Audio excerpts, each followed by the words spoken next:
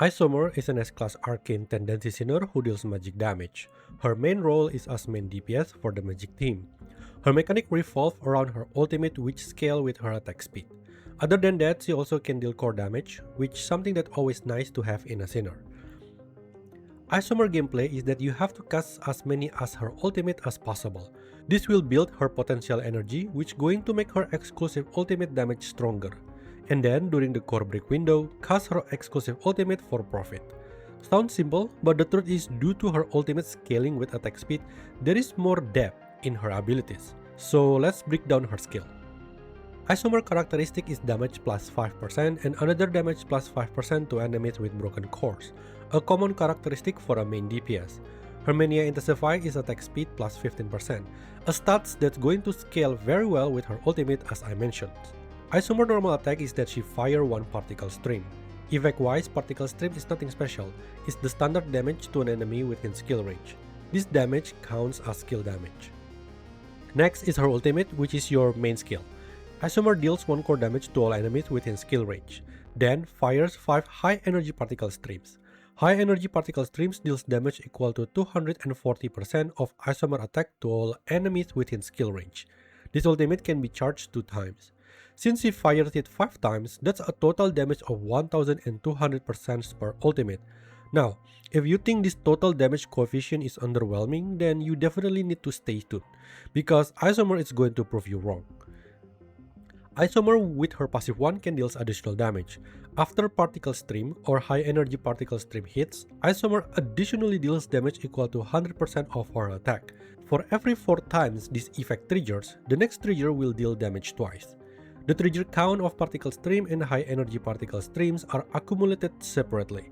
Since her ultimate hits 5 times, the additional damage applies for each hit from Isomer ultimate, meaning you will have no issue to trigger the second effect, at least with her ultimate. Passive 2 is the foundation of Isomer abilities. Whether you think Isomer is good or not is depend if you can utilize this. First, it grants her attack speed plus 21%. And secondly, the most important one, for every 20% increase in Isomer attack speed, the high energy particle streams damage coefficient increased by 0.2 times, and her ultimate fires 1 additional high energy particle streams. Remember when I said that Isomer going to prove you wrong? This is the part. It's math time. On her own, Isomer already has a total of attack speed plus 36% from her Mania Intensify and her passive 2. That's already 0.2 times increase on her ultimate damage coefficient and 1 additional attack from her ultimate. However, if you combine Isomer with the best attack speed buffer right now, Celine, who can give attack speed plus 60% from her ultimate, that's another 0.6 times increase in damage coefficient and 3 additional attacks. In total, in the basis of level 10 skill and S0 Isomer, plus level 10 skill and S0 Celine would make a single Isomer ultimate worth 3888%. That's haven't count the additional damage from her passive 1. Do you see now why Isomer is a beast? There is more though. With her exclusive Crown brand, when particle stream or high energy particle stream hits, Isomer gains potential energy. Potential energy can be stacked 888 times.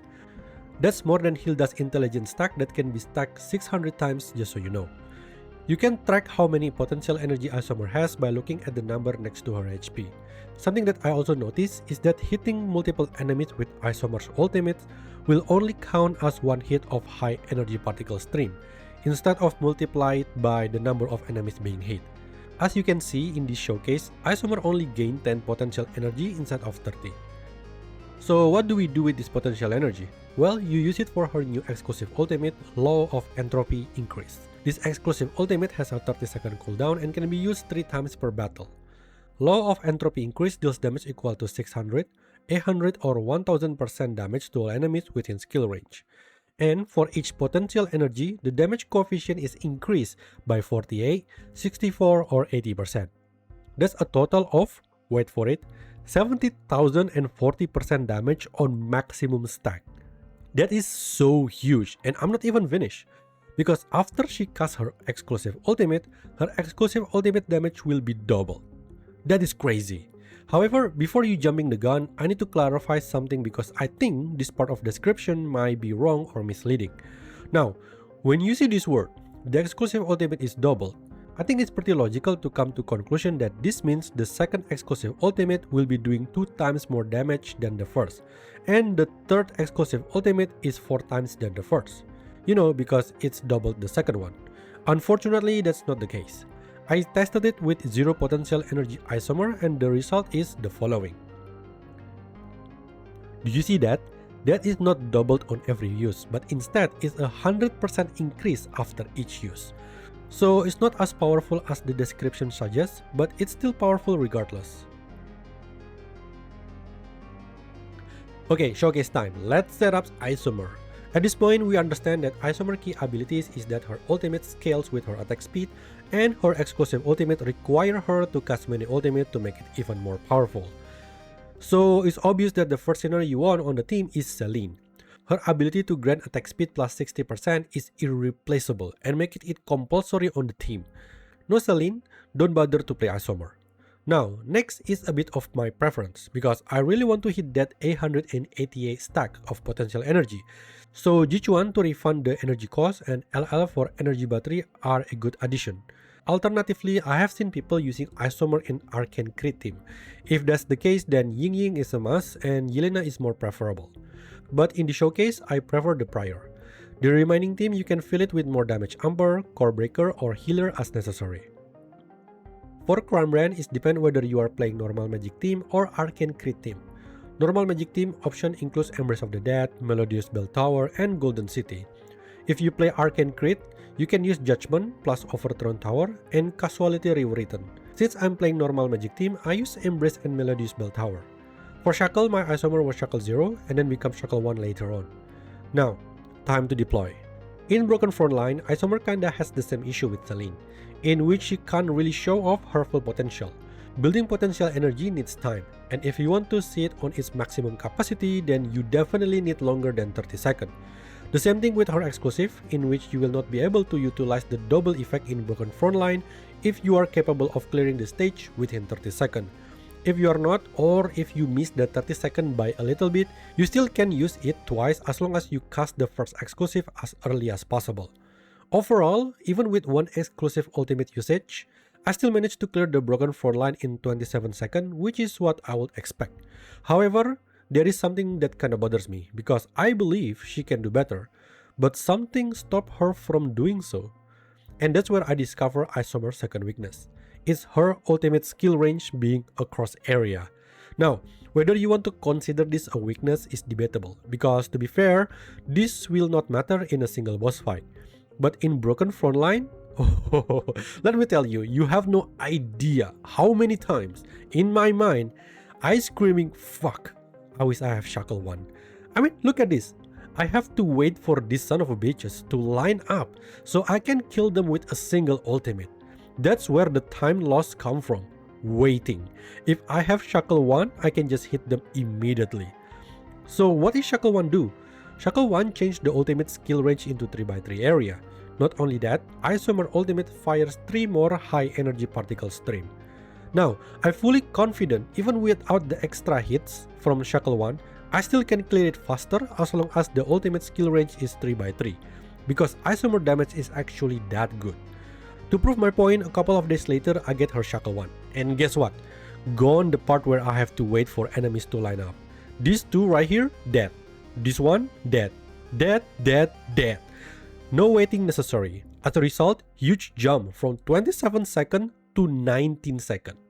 Wait, did I just fall for Ice No tactic here so I pull for her Shackle 1? Clearly the spawn point was designed so you want her Shackle 1. Anyway, let's talk about Tide of Ashes. The range change from square to 3x3 doesn't matter here. What matters is the second effect where her ultimate fires 3 more high energy particle stream. It helps you to build more potential energy. In comparison, I finished with 500 potential energy with Shackle 0 and 610 potential energy with Shackle 1. Damage wise is a huge jump from 78 million to 104 million. In conclusion, Shackle 0 is okay for long boss fight but might be lacking the wave clearing capability in certain stages like Broken Frontline or Remnant of the Dead. Shackle 1 definitely a fix for this and I highly recommend it if you are going to main Isomer. Shackle 3 is a well territory, and I find it unnecessary. Passive 1 now required only 3 hits to trigger and deals damage 3 times instead of 2. Nice addition, but it doesn't help building potential energy stack. The second effect, when high energy particle streams trigger passive 1 effect, Isomer gains 1 energy. This effect might help since it doesn't have a cooldown. My Shackle 1 Isomer combined with Shackle 0 Celine are able to hit maybe around 10 high energy particle stream. So that's 3 energy gain per ultimate. I think it's highly possible to reach the 888 stacks of potential energy with Shackle 3. But for me personally, I'm satisfied with her Shackle 1. So you do you, Chief. Alright Chief, we are near the end of the video. If you find the video helpful, don't forget to drop a like, comment and subscribe for more Path to Nowhere content. My name is Kaiza and I will see you in the next video. Bye bye.